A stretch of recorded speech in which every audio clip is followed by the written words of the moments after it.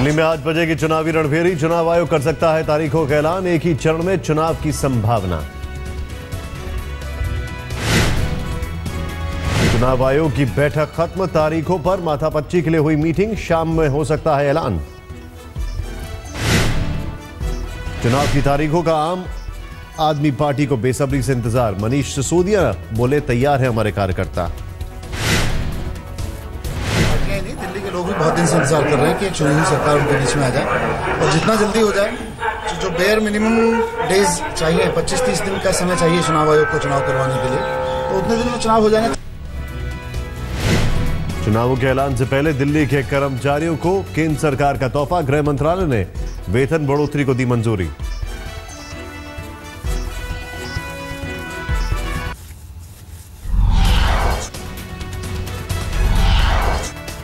आज कांग्रेस के केंद्रीय चुनाव कमेटी की बैठक। दिल्ली के लिए दूसरी लिस्ट जारी करेगी पार्टी। अजय माकन हो सकते हैं सदर सीट से उम्मीदवार। शमिष्ठा मुखर्जी को ग्रेटर कैलाश से टिकट दिए जाने की उम्मीद। दिल्ली कैंटोनमेंट बोर्ड में 8 वार्ड के लिए काउंटिंग जारी। अब तक के नतीजों में बीजेपी और कांग्रेस की टक्कर। वाराणसी में बीजेपी को झटका। कैंटोनमेंट बोर्ड चुनाव में सभी 7 सीटों पर पार्टी को मिली शिकस्त। निर्दलीय जीते। सरकार ने जारी की स्वच्छता अभियान में राज्यों की रैंकिंग। पहले नंबर पर कर्नाटक और दूसरे नंबर पर पश्चिम बंगाल।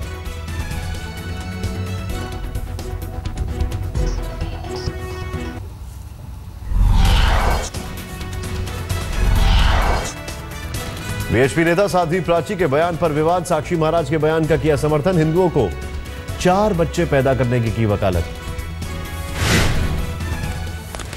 शेर का बच्चा एक ही नहीं, हमें 4 बच्चे चाहिए। एक सीमा पर देश की रक्षा करेगा, एक संतों को दे दीजिए, एक समाज के काम आएगा। विश्व हिंदू परिषद की झोली में डाल दीजिए माताओं बहनों। साध्वी प्राची के बयान पर गरमाई सियासत। कांग्रेस और सीपीएम ने साधा निशाना। कि समाज का ध्यान में मुद्दों से, चाहे वो महंगाई का मुद्दा हो, चाहे काला धन के वापसी का मुद्दा हो, चाहे महिला अत्याचार का मुद्दा हो, उन तमाम मुद्दों को भुलाने के लिए इस तरह से भारतीय जनता पार्टी और उससे जुड़े हुए संगठन इस तरह के बयान देते हैं। ये साध्वी है या क्या है मुझे नहीं मालूम है। ये खुद ही स्वयं घोषित साध्वी लोग जो हैं उनको थोड़ी सी जबान पर थोड़ी संभाल कर बोलना चाहिए। रेलवे सुरक्षा बल को ज्यादा ताकतवर बनाने को लेकर खड़ा हुआ विवाद। मुख्यमंत्रियों ने किया ऐतराज। रेल मंत्री ने मांगे थे सुझाव। आरपीएफ को जांच का अधिकार देने के पक्ष में है रेल मंत्री, लेकिन मुख्यमंत्रियों की दलील रेलवे पुलिस को जांच का अधिकार देना राज्य पुलिस के काम में दखल होगा। आरपीएफ को जांच का अधिकार देने की पहल का बतौर सीएम विरोध कर चुके हैं नरेंद्र मोदी। रेलवे की संपत्ति की रक्षा करती है रेलवे प्रोटेक्शन फोर्स। 15 जनवरी को गृह मंत्री, कानून मंत्री, रेल मंत्री और वरिष्ठ पुलिस अधिकारियों की बुलाई गई है बैठक। समाधान निकालने की होगी कोशिश। केंद्रीय वित्त मंत्री अरुण जेटली ने वडोदरा के करनाडी गांव को सांसद आदर्श ग्राम योजना के तहत लिया गोद। रविवार को 20 करोड़ के विकास कार्यों की रखी आधारशिला।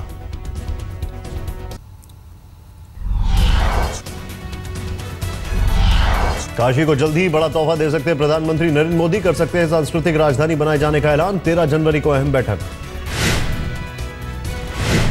13 जनवरी की बैठक में क्योटो की तर्ज पर काशी के विकास के लिए होगी माथापच्ची। वेंकैया नायडू, उमा भारती और महेश शर्मा भी होंगे शामिल। 7वें वाइब्रेंट गुजरात सम्मेलन का आज दूसरा दिन। शहरी विकास मंत्री वेंकैया नायडू और ऊर्जा मंत्री पीयूष गोयल ने की शिरकत। जहानाबाद में बिहार के सीएम जितन राम मांझी का बयान। 70% नहीं लड़ना चाहता विधानसभा चुनाव। अभी नहीं लिया फैसला। कभी कभी मन करता है कि एक चुनाव और लड़ें, लेकिन अनिल बाबू 70% मेरा मैं नहीं कह रहा है कि अब हम चुनाव नहीं लड़ें। 30% में अभी हम आगे पीछे हो रहे हैं। आगामी बिहार विधानसभा चुनाव के लिए बीजेपी ने तय किया जीत का लक्ष्य। पार्टी अध्यक्ष अमित शाह की मौजूदगी में मिशन 185 पर मुहर। बीजेपी नेतृत्व की बिहार बीजेपी कोर ग्रुप के साथ बैठक। शाहनवाज हुसैन ने जताया भरोसा, दिल्ली तो जीतेंगे ही, बिहार में भी डटकर करेंगे मुकाबला।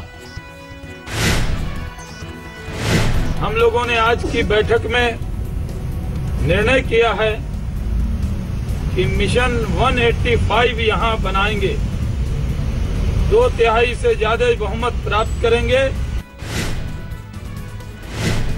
बीजेपी की रणनीति पर जेडीयू ने साधा निशाना। पार्टी नेता केसी त्यागी ने कहा, बीजेपी की कथनी और करनी में अंतर। हरियाणा में उन्होंने गैर किसान को मुख्यमंत्री बना दिया, किसानों को समझबाग दिखा करके। तो जनता पार्टी की कथनी और करनी में बहुत फर्क है। दिल्ली के जीबी रोड पर युवक की बेरहमी से हत्या। पुलिस चौकी से महज 50 मीटर की दूरी पर युवक को मौत के घाट उतारा। लूट के इरादे से बदमाशों ने दिया वारदात को अंजाम। पेचकस से शरीर पर 3 वार कर युवक को मौत के घाट उतारा। पुलिस के सीसीटीवी कैमरे के बिल्कुल सामने हुई वारदात। युवक से लैपटॉप, मोबाइल, कैश और घड़ी ले उड़े बदमाश। सीसीटीवी फुटेज पर पुलिस की नजर। आसाराम केस में नया मोड़। आसाराम और नारायण साईं के पूर्व सहयोगी और करीबी रहे अखिल की यूपी के मुजफ्फरनगर में हत्या। बाइक सवार बदमाशों ने गोली मार उतारा आसाराम के सेवादार को मौत के घाट। काफी समय से मुजफ्फरनगर में ही रह रहा था अखिल। 19 अक्टूबर 2013 को गुजरात पुलिस ने की थी अखिल से लंबी पूछताछ। अखिल ने दी थी आसाराम मामले में आसाराम और नारायण साईं के खिलाफ गवाही। नारायण साईं के खिलाफ बलात्कार के मामले में अहम गवाह था अखिल। यूपी के मुजफ्फरनगर में रेप पीड़ित के पति को जिंदा जलाया। रेप के आरोपियों ने समझौते का दबाव बनाने में नाकाम रहने के बाद की वारदात। पीड़ित के पति की हालत नाजुक। पुलिस ने अब तक दर्ज नहीं की है एफआईआर।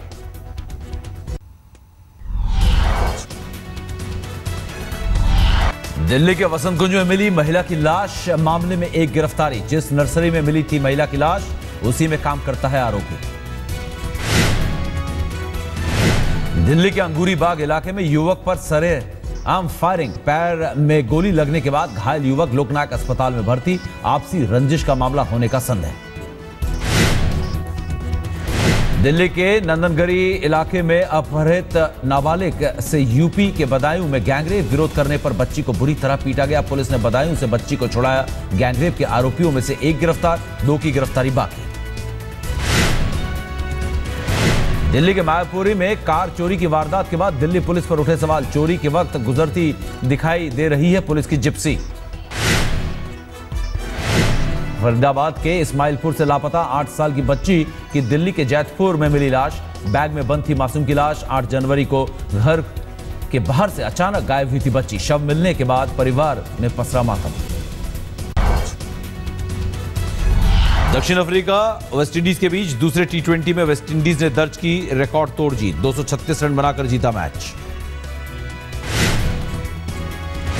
गेल के धुआंधार 90 और मार्लन सैमुअल्स के 60 रनों की बदौलत वेस्टइंडीज ने जीता मुकाबला। 4 गेंद बाकी रहते 4 विकेट से जीता मैच। साउथ अफ्रीका के वांडरर्स में चल रहा था मुकाबला। इसी मैदान पर दक्षिण अफ्रीका ने 438 रन बनाकर बनाया था वनडे में सबसे बड़े रन चेस का रिकॉर्ड। 2015 वर्ल्ड कप के लिए ऑस्ट्रेलिया एक टीम का ऐलान। माइकल क्लार्क ही होंगे कप्तान, लेकिन 21 फरवरी को साबित करनी होगी फिटनेस। सचिन को भारत रत्न पर मिल्खा सिंह ने उठाए सवाल। कहा, खिलाड़ियों के लिए तो खुल गए दरवाजे, मगर ध्यानचंद ही थे भारत के रत्न के पहले हकदार। आतंकी हमले के 26 दिनों बाद खुला पेशावर का आर्मी स्कूल। 16 दिसंबर को दहशतगर्दों ने मासूमों को बनाया था निशाना। नम आंखों के साथ स्कूल पहुंचे बच्चे। आतंकियों का शिकार बने मासूमों को किया याद। कहा, दहशतगर्दी से नहीं डरेंगे। चीजें नहीं डरती, मैं स्कूल आऊंगी। मैं बहुत दिनों बाद आई हूँ स्कूल, मुझे बहुत अच्छा लग रहा है। मैं किसी से नहीं डरती हूँ, मैं पढ़ूंगी। क्या नाम है, बच्चे बिल्कुल बहुत अच्छे से जाए स्कूल।